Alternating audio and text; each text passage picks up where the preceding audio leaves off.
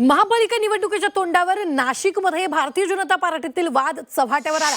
नाशिकमध्ये भाजपमधील पक्षप्रवेशावरून high voltage drama पाहायला मिळाला। ठाकरे गटाचे नेते आणि माजी महापौर विनायक पांडे, मनसेचे माजी आमदार नितीन भोसले, यतीन वाघ आणि दिनकर पाटील तसंच काँग्रेसचे शाहू खैरे यांनी आज भाजपमध्ये प्रवेश केला। मात्र त्यांच्या या पक्षप्रवेशाला भाजप आमदार देवयानी फरांदेंसह भाजपच्या कार्यकर्त्यांनी जोरदार विरोध केला। मात्र हा विरोध डावलून गिरीश महाजन यांच्या उपस्थितीत हा पक्षप्रवेश झाला। वाद एवढा शिगेला पोहोचला होता की भाजप कार्यकर्त्यांनी पक्षप्रवेशापूर्वी गिरीश महाजनांना घेराव घातला। मात्र फरांदे समर्थकांचा विरोध डावलून पक्षप्रवेशाचा हा सोहळा पार पडला। पक्षप्रवेशात सर्वच ठिकाणी थोडाफार विरोध होतो, मात्र पक्षप्रवेश म्हणजे तिकीट वाटप नाही, त्यामुळे लवकरच ही नाराजी दूर होईल अशी प्रतिक्रिया यावेळी गिरीश महाजनांनी दिली। मला कोणी कोंडीत पकडत असेल त्यांनी मला जरूर पकडावं, मी त्याला कशाला।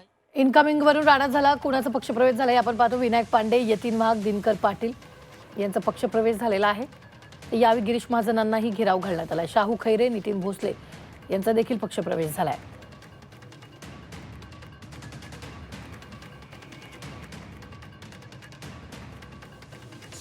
शेवटी आम्हाला पक्ष वाढवायचा आहे असं सगळीकडेच आपण बघतात। सगळ्या लोकांना वाटतं आपण मुख्य प्रवाहात यावं, मोदीजींच्या नेतृत्वाखाली काम करावं, देवेंद्रजीच्या नेतृत्वाखाली काम करावं।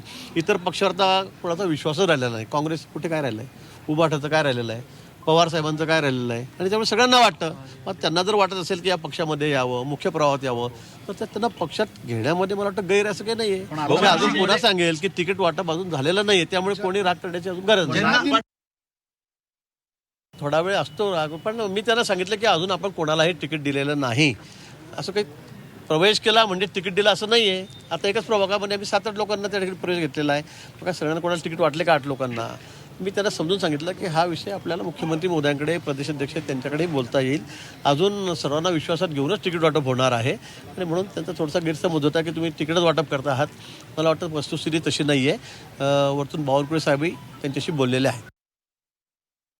गैरवरून येण्याचं कारण महत्त्वाचं म्हणजे मी एक अतिशय सामान्य कार्यकर्ती आहे, आणि माझ्या डोळ्यासमोर जर कार्यकर्त्यांना बळी दिला जात असेल तर हे काही बरोबर मला वाटलं नाही। जे आज पक्षामध्ये आलेले आहेत, पक्षाची वरिष्ठ पदाधिकारी म्हणून मी त्यांचं स्वागत करते, पण आज जे काही घडलं ते मला काही आवडलेलं नाही आहे।